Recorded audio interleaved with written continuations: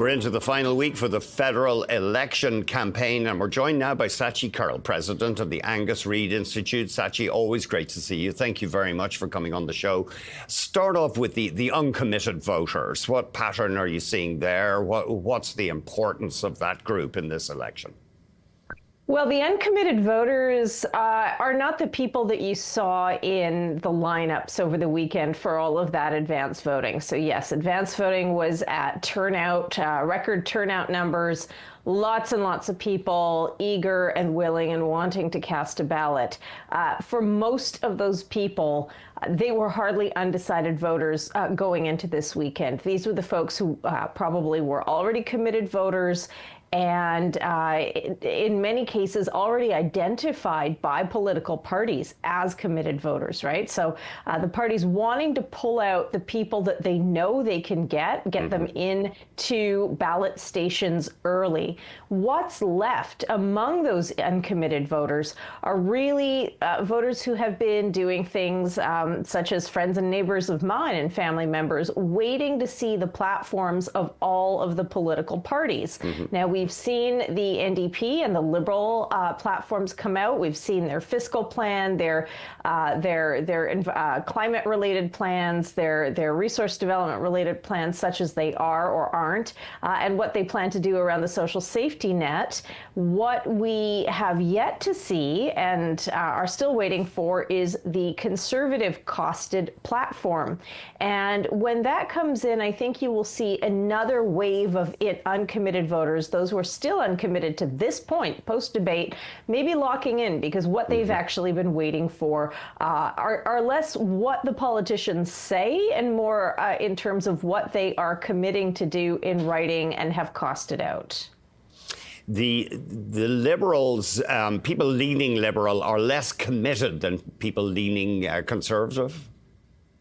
Yeah, that has been the case and the trend over the course of the campaign. I expect to see data out from our organization today, and will be one of the things we'll be looking for is, are we seeing that left of center vote, that Liberal vote, tightening up, or is it continuing to be less committed, less locked in than the Conservatives, which has been the overall trend of the campaign? The healthcare is showing up as an important issue for people who are inclined to vote Liberal? Yes, and it's an issue that we haven't heard a tremendous amount about on this campaign.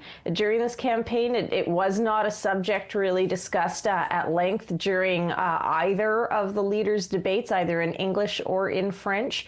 But it's important, I think, to delineate what voters say is important to them as a top issue versus what is often the issue upon which they're going to cast their vote. So what becomes the driving ballot issue for them? Healthcare may be important, but if we're not hearing or seeing a significant amount of difference from the parties on those issues, then it may well be other issues around standing up to Trump, around the tariff issue, around change, around handing the Liberals a fourth term. These are all issues that come into play as people decide who they're going to vote for, among those who still haven't decided or haven't voted yet. Broadly speaking, though, are the Conservatives still catching up to the Liberals in the overall polling?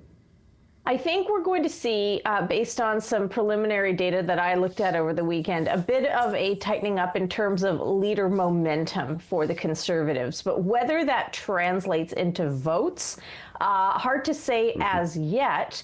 But I think what that means is that while people may have appreciated the job that Pierre Poilievre did in the debates, or is how he's been comporting himself on the campaign trail, if we still see the party positions broadly where they are, the Conservatives chasing the Liberals, then with the number of days left in the campaign, you really have to start to look at the extent to which can the Liberals pull their vote entirely, and can the Conservatives possibly catch up in the amount of time that's left? And finally, this gender gap, Poilievre doing better among men, is that trend continuing? I think we're going to continue to see that trend continuing.